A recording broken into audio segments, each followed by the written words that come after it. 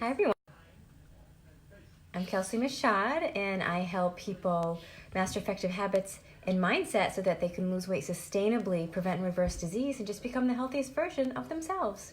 So today I'm talking about, I feel like I'm losing my connection, sorry. How does exercise impact weight loss? So does exercise actually impact our weight loss?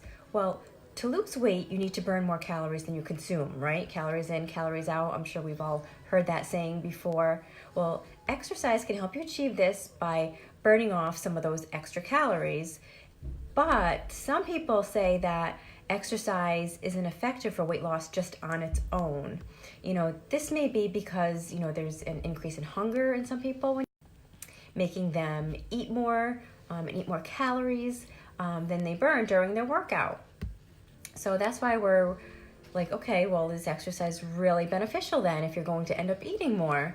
Well, exercise has these powerful health benefits. So it's so good for your health, and it can lower your risk of many diseases like, heart disease, obesity, osteoporosis, diabetes, and even some cancers. In fact, actually, people who work out on a regular basis are thought to have up to a 50% lower risk of dying from all of these illnesses. So exercise is just so incredibly good for your mental health as well. And it can help you manage stress and just kind of relax and unwind afterwards. So you want to keep this in mind, when you consider all of these effects of exercise. Even if it ends up not being effective for weight loss, it still has all these other benefits that are just as important, if not more. So the bottom line with that is that exercise is it's way more than just weight loss. It has so many powerful benefits for your body and your brain. Hi Marcy, how are you? So you want to think of fat loss, not weight loss. So exercise is often advised for weight loss, but people should really aim for fat loss.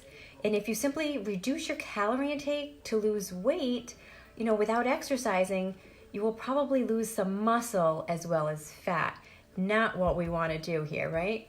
And in fact, it's actually been estimated that when people lose weight, about a quarter of the weight they lose from muscle.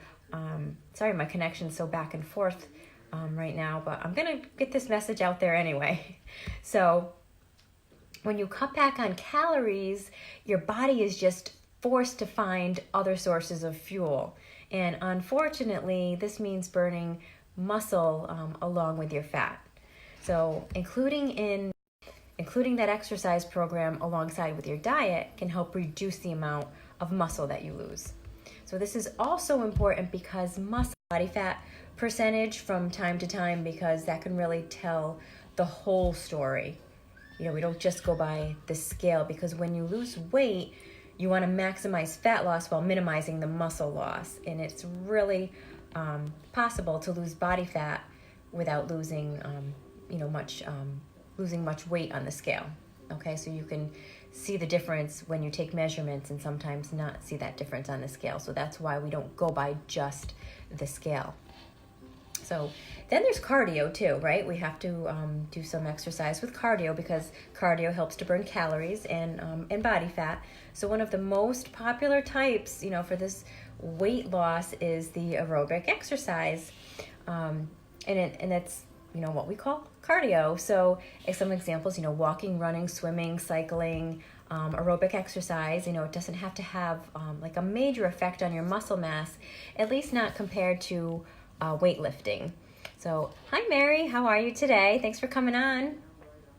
So there was actually a recent study. There was a 10-month study done that examined how cardio affected 141 obese and overweight people, and they were split into 3 groups. And they were not told to reduce any of their calorie intake. And the first group burned 400 calories doing cardio 5 days a week. And the second group burned 600 calories doing cardio still 5 days a week. And so they're burning a little more calories. And then the third group had no exercise at all.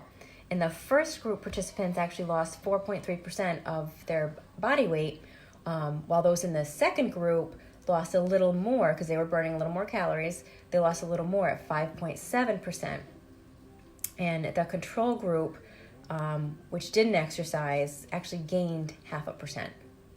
So other studies actually show that cardio can help you burn fat, especially around that, the belly area, and that's that dangerous belly area where you don't want to gain fat because it increases your risk of type 2 diabetes and heart disease. So that means that adding cardio to your lifestyle is likely to help you manage your weight and improve your metabolic health. So just don't compensate for the exercise by eating more calories instead. So the bottom line here is that doing aerobic exercise regularly can increase your number of calories that you burn and then help you lose body fat. Okay? And then there's the lifting weights. There's strength training along with cardio. So lifting weights actually helps you burn more like all the time around the clock. So all physical activity helps you burn calories, but resistance training or weightlifting has benefits that actually go beyond that, because resistance training helps you to increase your strength, helps you tone your muscles, and gain the amount of muscle that you actually have. So this is important actually for long-term health, since inactive adults lose like 3 to 8% of their muscle like over a decade. So higher amounts of muscle also will increase your metabolism. Yay, right? So we want to lift those weights. I swim 3 times a week and 2 hours a day, Suzanne. Awesome. I love it. That's so good for you. But I'm curious, what are you currently, what else are you, everybody doing for exercise or for movement or to get your blood flowing and to get your heart pumping? Is anybody actually lifting any weights that I'm describing here?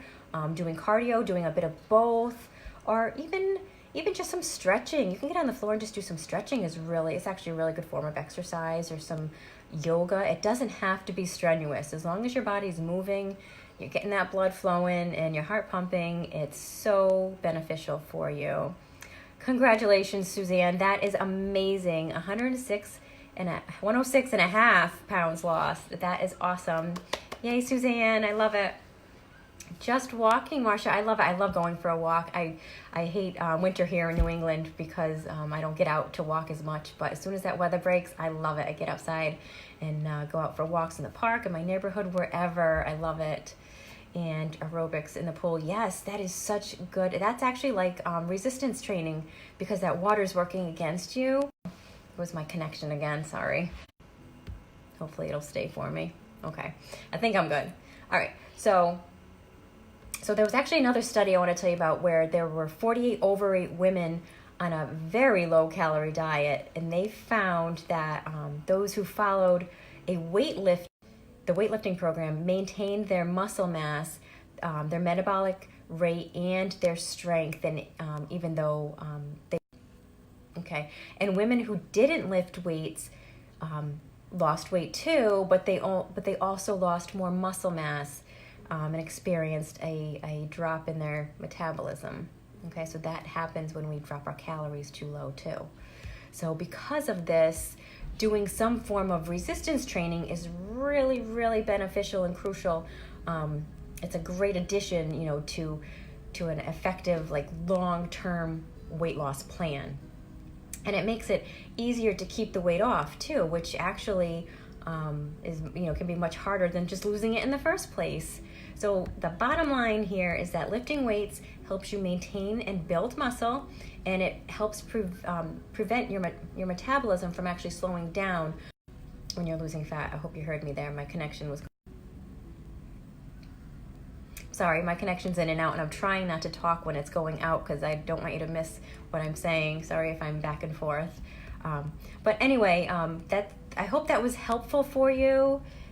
And okay, I think I'm good. Okay, so I'm 61. So what can I do besides walking? Oh my goodness.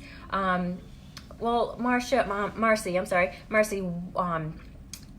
what do you do? Is there anything that you already do besides walking? I mean, you go walk.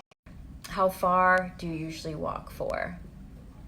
Because I'm thinking that you could also do some nice stretching even before and after your walk.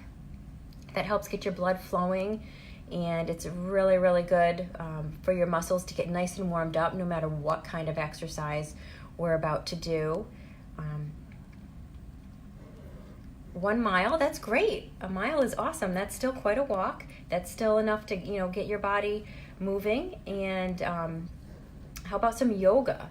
Some yoga or Pilates. You can even do that at home, which is nice. And there's so many apps out there and so many things online, so many workouts online that you could pull up. There's, from beginner yoga to intermediate to, progressive and things like that. There's also if you're rushed for time, and you could pull up like a 5-minute yoga workout or a 10-minute yoga workout. Like that stuff is out there. I've passed things like that on to my clients, and actually, I'll post things like that in the comments here. I'll post a couple of those yoga like quick ones. Say if you're getting ready for work in the morning, or you don't have a lot of time, or even when you come home from work at night and you're tired, you don't feel like working out. I hear that a lot, and I get it. You could do a quick 5-10 minute stretch or a little yoga workout, which will really help actually de-stress your body and get your body ready for sleep, which is really nice too. Or it can kind of get you going in the morning and get your blood flowing, if you do it. So it's nice either way. If you have any kind of weights, if you have little dumbbells or weights, or resistance bands, use those at home too. I have bad breathing problems and back problems, and I have a blockage in my neck. Okay, then you definitely want to go slow, Marcy. You definitely want, whatever you're doing, take it easy and start off slow, and then work your way up. You could even say hold on to like the back of a chair at home, like hold on to the back of your kitchen chair, and just do some side legs. Like lift your leg out to the side one at a time. Obviously, even just, you could sit down. You could sit and just, get your arms. You could just, get your arms up and moving just like I am right now. And you're gonna start feeling yourself breathing. Your heart starts pumping. Any kind of stretching, even, stretching your arms over to the side, stretch your shoulders, into the back, stretch your triceps. It's going to make you feel so good. Just a little second I just did, that felt good. So it's so good for you. Hi Karen, hi Kim, hi ladies, how are you today? So, I'm sorry, Marcy, you can't hear me. Oh, you know what, Marcy, I will message you after with my So, are there any questions about the content that I covered today, about the exercising, with weight loss, all the good health benefits that it brings us?